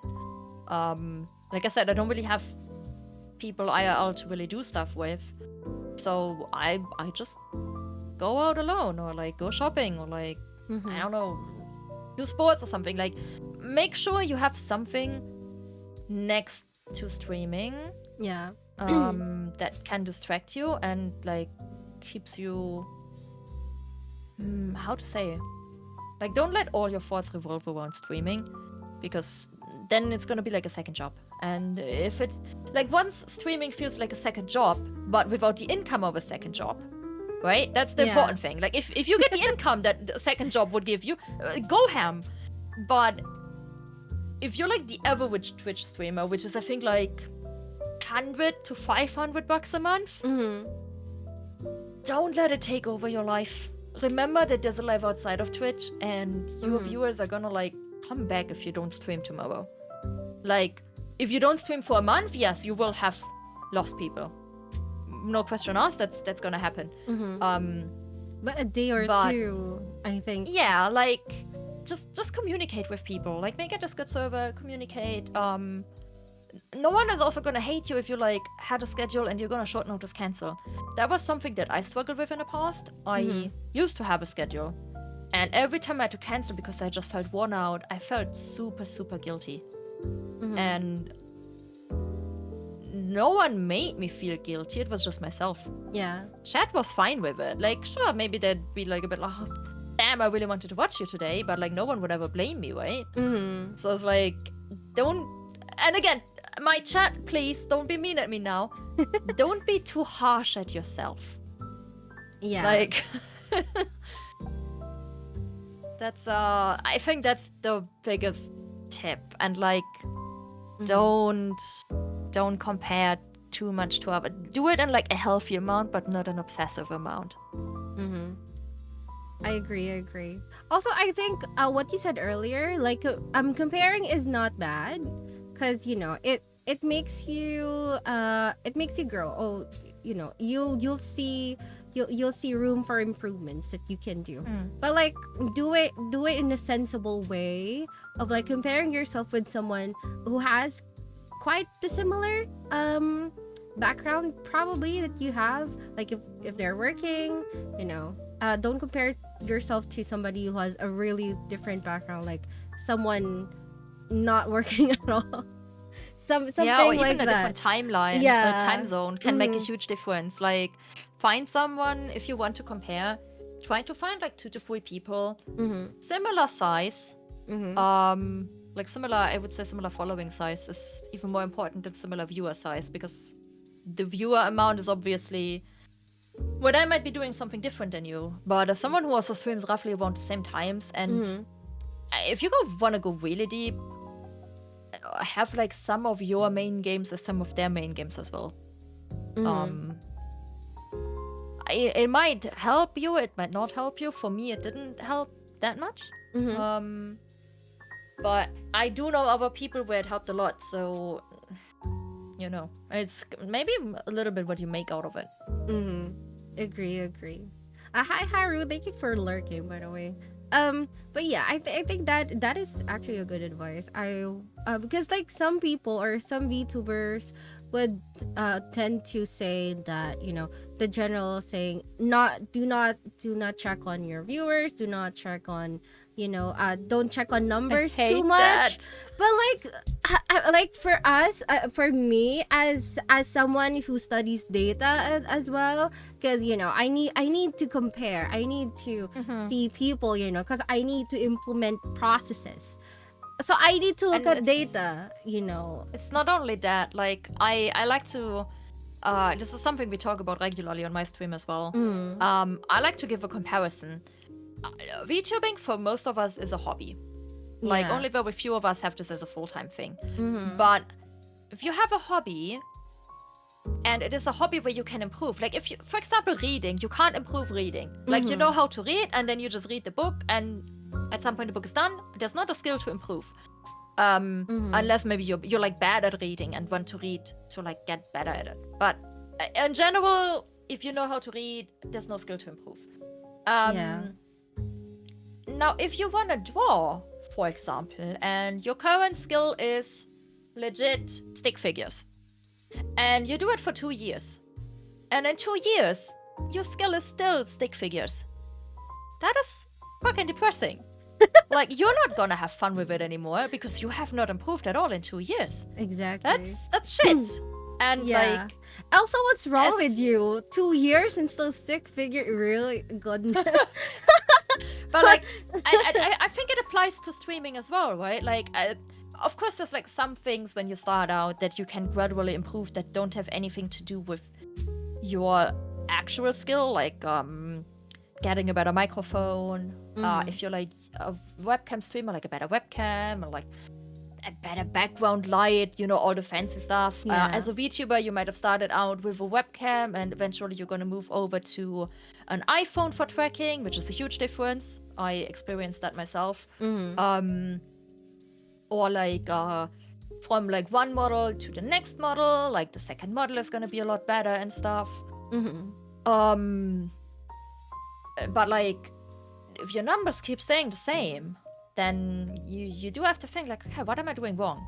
Like, that's the point I'm at right now. Like, I'm kind of struggling regardless of what I play, and it's very hard to figure that out. But like, the people with like, I'm gonna sound rude now, but who had like the 5 viewers for 2 or 4 years who are like, don't look at numbers, don't compare. Like, I'm sorry if you're happy in your 5 viewer bubble, good for you.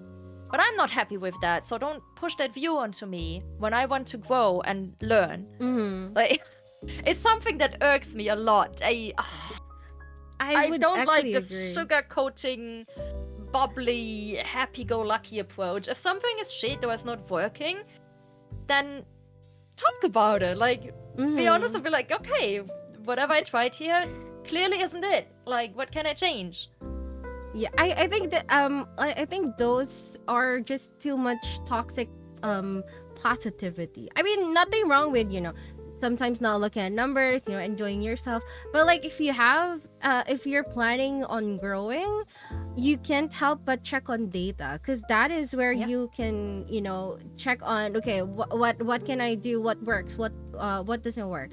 And it's like it's what you use. It's the feedback, basically, because like, as someone VTubing, not every time you can get a feedback on how you stream. Sometimes your viewers would also have their own biases, because of course they like you, so Yeah, I have that issue with them. so you can't really get the most accurate feedback that you can get. So you get that with numbers instead, because numbers, as much as I hate saying it, numbers do not lie, but it's true. Numbers do not lie. Numbers helps you. And I think the thing that's just toxic is getting too hard on yourself because of those numbers. I think it's good to, like, change your view into how can I make it better. Because that's what I struggle with. I'm very harsh to myself with the numbers. And when you try like different games and stuff and just they all don't work, you're like, But I think what's happening? But at least you have the mindset of like, okay, what's working for me, okay, what are the things I can try for, and you're looking at the numbers for you to self-improve on. I think that's a good thing, because it's not it's very normal for everyone to feel harsh on themselves because you want to improve. But as long as you have the mindset of, okay, I want to improve, what can I do, experiment stuff, and eventually I think it would work, Hopefully. We shall see. But again, numbers do not lie, people. It will help you just just check on the things you can do as well. Yeah. Well, that was a good one. I do think that for Nanny, I see her really a hardworking person. I feel that. Thank you. Also, I think your community would say the same thing. You're a very hardworking person. I've been checking your stream out. That's why I've been jumping in and out. To be honest, you do see me on your stream from time to time. Yeah, because like for me, I'd like, if I'm gonna interview someone, I also would like to see how how they stream, and I feel like when I watch your stream, you're very genuine and you want to improve yourself. Yeah, it just doesn't work. I'm trying though. Like trying is already a good step.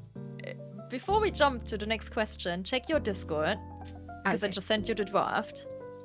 Because before we go to the next one, I would like to hear your thoughts. What you think about like the whole voice fitting the model? That's just the last draft. It's not like. Oh, this looks very different. But, yeah. Oh my! But I do think it's gonna suit your voice. Like, it's better, isn't it? Yeah, it is. It is. I mean, I like your model now. Not saying it's not good. It is good. I like it. But this one really. This one really speaks to you. Yeah, I like it. It's really nice. I can't wait for you to have more of that like little gremlin, like, because the thing is, like, I can be very like calm and chill. Yeah. But there's also very loud and excited me. I can see that. I can see that with the hair. Yeah. That shows. Yeah. Check the second picture as well, because like this one thing that it's like two Oh, I hairstyles. like that.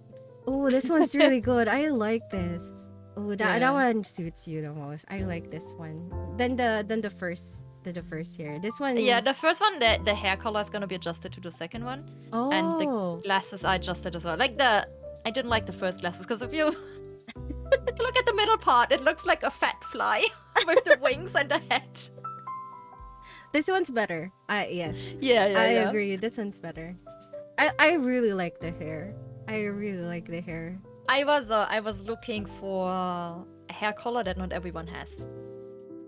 This is it. Because that's hard. That's hard to do, especially if you want something pinkish. Yeah. Also, I think because your model right now, you look very demure and elegant. Very cutesy. Yeah, very cute. demure. Very mommy, I would say. Yes, I would agree. But if you're gonna show your gremlin side, I think this one works. That is a part of Yeah. because we were talking about like what we can like try and stuff, right? Mm. I've tried a lot of things that I can try like let's say like short notice without a lot of prep on stream. Obviously a new outfit because it's the same base model, right? Yeah. A new outfit is obviously a very cost intensive thing. Like no question asked, it's very cost intensive. And I would not recommend people do that just to test it. Like for me, That's expensive. yeah, for me that like kind of design type. I mean, I can. Most of my people have seen it anyways, but it's more like futuristic, cyberpunky. That was what I initially wanted for this first model, but we just couldn't find a design that I was happy with. So then we changed it. So it was something that was on my to-do list for ages. And I had this idea of like, lore-wise, it's gonna make sense. So that's good. They are gonna be connected, even if it's hard to imagine that right now with the two looks. Yeah. But like, I could pick the model based on the mood I'm in. So if I'm more in like a chill vibe mood, I could use this one, and like in a like gremlin excited mood, I could use the other one. Yeah. I want to see how that's gonna affect things. Also because those colors are gonna pop out a lot more on like a little preview window. Because right now mine is very monochromatic. How it's gonna be for like brand identity, I don't know, because that's obviously hard because they are very different. Yeah, color wise, they are very different.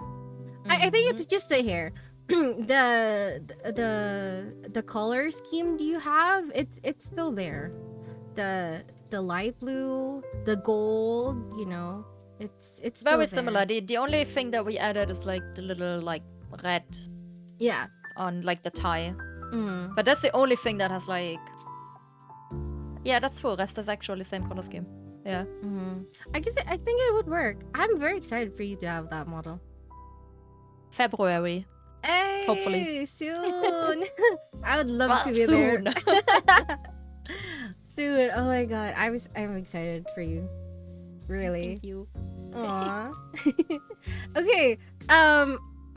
Just for it not to be too long, because I'm pretty sure you have things to do as well. What would you say to your viewers who want to, or who tempted to do the same as you do? First thing first, you do not need an expensive model to start out, okay? You might be seeing all these like amazing models. To give you a number, like mine right now, everything together costs like nearly 5k. That is not money you need to invest at the start. Yeah, and mind you, I got like kind of scammed both by like an artist and a rigger. Oh my god. First, so for the second attempt, I chose people who were like a little bit bigger, which usually means like more pricey, but also more reliable. So that is not to say, but there's a lot of small artists out there doing amazing work as well. But before you like commission anything, do a stream first, where you already have a decent microphone. Well, most people I've heard from my community, anyways, in voice chat, do have a decent microphone by now, right? It's not like those mics where it sounds like you're like deep throating it anymore, like in the past. Like stream, just stream and see how you even feel. Like, how do you feel like talking into like an empty chat? How do you feel in general talking while you game? Because some people think they can do it, but then they realize, oh shit, I'm really bad at multitasking. See how you react when a viewer comes in, and like how you feel about doing all that. And if you like that, start with like a PNG tuber or like PNG tubers are getting popular too, actually.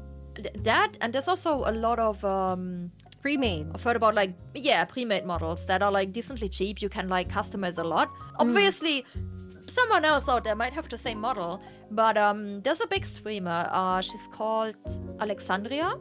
She's doing mostly like Valorant and has like a very soft mommy voice. Her model is pre-made, and she's wildly popular. I think what's their name? Fillion? I think Fillion? Also has a pre-made model. Oh yeah, she does. Yeah, they are big. So like, there's this misconception of like good model equals good viewership, because that's not how it works. You could have the best model, like take Shy Lily's model, which a lot of people love.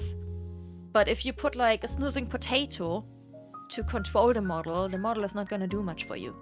True. It's gonna like initially lure people in, but if you then can't keep them, those people are gonna leave again. Right? That's like that's kind of the thing. Like, check first if you even enjoy streaming. If like, oh yeah, that's it's true. not something for everyone. Like that, you can do that before you have to spend any money on anything. And from the get-go, if you're serious about this and you like figure out, oh hey, I actually have fun with this, try to utilize YouTube, TikTok, Twitter / Blue Sky that's popping up now, legit from the get-go. Because having all your eggs in one basket is not a good thing, and I thoroughly regret that I basically focused on Twitch and Twitter only. Because that is bad. Like, it severely hinders your growth, especially since Twitter followership is very, very hard to convert to Twitch. However, YouTube or TikTok are a lot easier to convert because those two are like visual mediums as well, just like Twitch. Yeah. And they can hear your voice, they can see how you act. On Twitter, they just see your tweets, your retweets and stuff. Yeah. Christy says your good model is a plus, but it's all about the content. I think I would agree on that. Yeah. Yeah, that's what I meant with like sitting like a snoozing potato into Shy Lily's model. It's not gonna work. Like, I mean, Lily is amazing at like piloting her model. Actually, she has a very expressive model. Yeah, but there's a video, but that was with her old model still. But a video where she like explains the process as well and how she's like exaggerating. Oh yeah, I think facial I saw expressions that. as well. Yeah. That is also a skill. I don't do that mostly because like my cheeks would hurt. Also the resting bitch face as well. I think I have that too. The RBF. But like if I would just like if I would just sit still and legit I would just talk and look up, but I wouldn't like move at all to the side or anything, and just like talk how I would talk on the phone with someone, it wouldn't work. Like I naturally move around a bit though, and then that gives the model like a little bit of bounce. That was something if you do want to get into VTubing with an actual model, what I would highly recommend is silhouette work. That is something that I learned from like this model to like the next one. My model right now, if you just take the silhouette, is not very original. It's just another generic head girl. If I put on my wings and the clock behind me, then yes, that would be very like original, unique. You won't really see that again. Yeah. But I don't have those things on most of the time. Because the clock is just like too big. It's taking too much space. And the wings are like 30% of the time, I would say. So with the new model, I made sure to have like Like I wanted shorter hair for more bounce. Because I have bounce now, yeah, but it's like Yeah. some of the shapes just get lost, right? Mhm. So think about that stuff.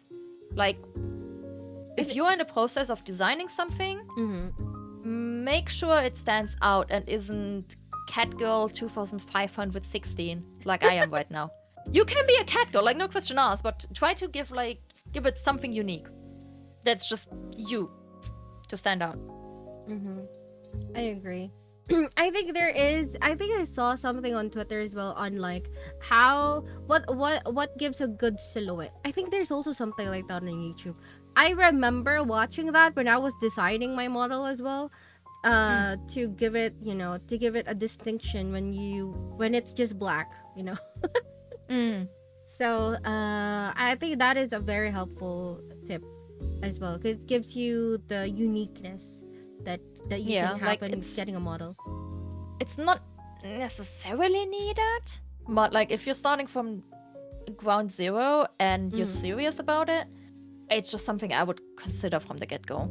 Like it was not something I knew about when I started my first model. And my first and second model have a very similar silhouette. They both have like long hair, cat ears.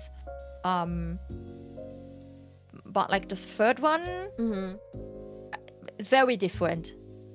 Lots of more shapy stuff, like on the shoulders as well.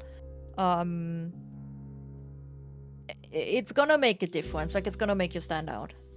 Yeah. All right. I think that's it for I actually enjoyed the conversation. I think I learned a lot, to be honest. I learned a lot from likewise. you. Yeah. And I hope everyone feels the same way, that we were able to share and impart knowledge, wisdom to you guys. I really enjoyed the conversation. Nanny is really easy to talk to. I agree with with Chad that Nanny has that certain charm. I see that. I see that now. It's really good. And having experience is really different when if you compare it to someone really new. Yeah. She's German, Krusty. Yeah, you like her accent. I like her accent. It's really nice. Okay. You guys are weird. Everyone who's not German seems to like my accent, but every German is like, oh god, another German. I think there's just a certain certain power to your voice. Like when you say some words, it's captivating, really. It's just me. I think that's more like my aggressive way of speaking, because I don't have like, I'm so cute. Please leave a gift, Sam. I can't do that. I'm just like, bleh. I think I would say the same. I mean, for me, because I have a very American accent, so I don't know. It feels like I have. It's very generic when I talk. So I don't know, but like when yours is very clean, yeah. Yeah. Like you don't have like a big like heavy Texan accent or something. Actually, I would say that. But yeah, but like when you, I actually agree, because like I have a very big insecurity with my voice. So no, I can't. I don't have that. Don't at me, Christy. But but yeah, I feel like your accent gives you more personality when you say stuff, and it shows. It's captivating. They make fun of me because I can't pronounce the R. It's just a W. I can even say R. I can't roll my R's. I can't roll my R's. That's the I the could thing. say it fine in every language but English. Spanish, Italian, Latin, Japanese, German, but English, hell no. Someone told me though, when I was younger, I did like little like freelancing interviews for League of Legends. Yeah. And again, someone that only older people might know, but there was a journalist who was close with Double Lift. He's called Travis Gafford, and he told me, because I was asking him about it. I was like, Travis, like, am I fucked because of my accent? Like, will that keep me away from getting stuff? And he essentially was like, just own your accent. It's gonna make you stand out, and that can be a positive thing. Just own it. So guys, if you have a weird accent, it makes you unique. Exactly. Yes. I wish I have a certain accent, but like I don't know. Mine's very. I think mine's very generic, very textbook. Like I can At least read. people understand you. I don't think everyone understands me always. I think I got used to because I work with a UK boss, so my bosses are all UK. So I got used to really certain accent, so I get to pick up on those. So it's I think for me I can easily understand what you say. It's I don't know for other people. You sound very nice. Thank you. Maybe sometimes it's context, I guess. Probably maybe that like then explains the word. Or maybe it's also like if you're native English yourself, it might be easier than for someone who's like, I don't know, like Spanish and doesn't listen to English all day long. But yeah, see that is our nanny right here. Nanny Roo, everyone. But thank you so much, Nanny, for accepting my invite as a guest here and as a first guest. Actually, I'm really happy that we were able to make out our schedules match. And thank you for the time. I had fun talking to you. Thank you. Yeah, thank you for having me. I do wonder if for the next installment you're gonna be like, okay, instead of 1 to 1.5 hours, I'm just gonna do 2 to 2.5. Maybe we did talk long, but I don't stop talking, so that might be on me. But yeah, thank you so much for having me. I had a good time. I hope everyone learned a little bit new stuff. Thank you so much. Just one last thing. Is there anything you want to promote or anything you want to say to your viewers right now? Before we I guess just like I'd be very happy like if everyone who's in here that's not of my channel, if you left a follow, check the channel out. I am going to be streaming later today again. I'll probably take a shower after this and chill a bit, and then if you want to see me in a not so calm environment, I'm most likely going to play League of Legends. So it's very entertaining. I do sing a lot while I game. Hey. I don't sing well. I sing, but not well. And yeah, I'd love to see some of you around.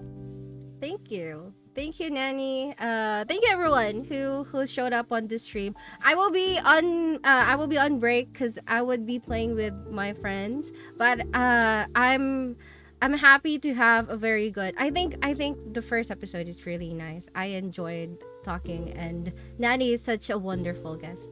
Thank you. Thank you, everyone. And yeah, we'll go take a break now. See you. Goodbye. Thank you.